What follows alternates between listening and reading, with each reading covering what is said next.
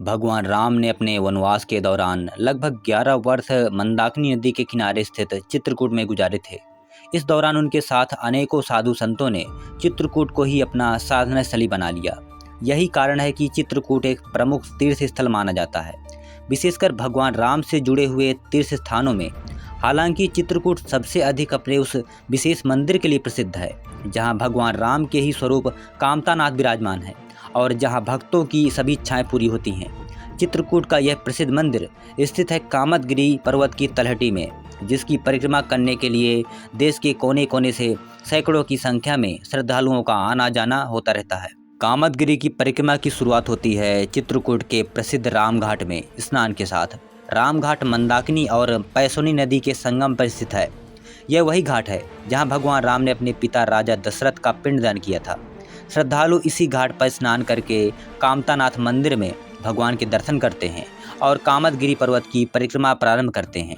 यह परिक्रमा 5 किलोमीटर की है, जिसे पूरा करने में लगभग 1.5 से 2 घंटे का समय लगता है। त्रेता युग में जब भगवान राम, माता सीता और अनुज लक्ष्मण सहित वनवास के लिए गए तो उन्होंने अपने 14 वर्ष के वनवास में लगभग 11.5 वर्ष चित्रकूट में व्यतीत किए। इस दौरान चित्रकूट साधु संतों और ऋषि मुनियों की पसंदीदा जगह बन गया।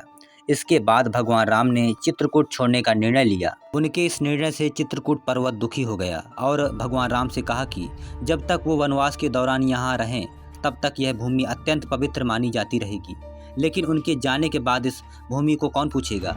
इस पर भगवान राम ने पर्वत को वरदान दिया और कहा, अब आप कामद हो जाएंगे और जो भी आपकी परिक्रमा करेगा उसकी सारी मनोकामनाएं पूरी हो जाएंगी और हमारी कृपा भी उस पर बनी रहेगी। इस कारण इसे पर्वत कामदगिरी कहा जाने लगा और वहाँ विराजमान हुए कामतानाथ भगवान राम के ही स्वरूप हुए। कामदगिरी की यह विशेषता है कि इसे कहीं से भी देखने पर इसका आकार धनुष की भांति ही दिखाई देता है। कामदगिरी पर्वत के परिक्रमा मार्ग में कई प्रसिद्ध मंदिर भी स्थित हैं। उनमें से एक है चरण पादुका मंदिर और भरत मिलाप मंदिर।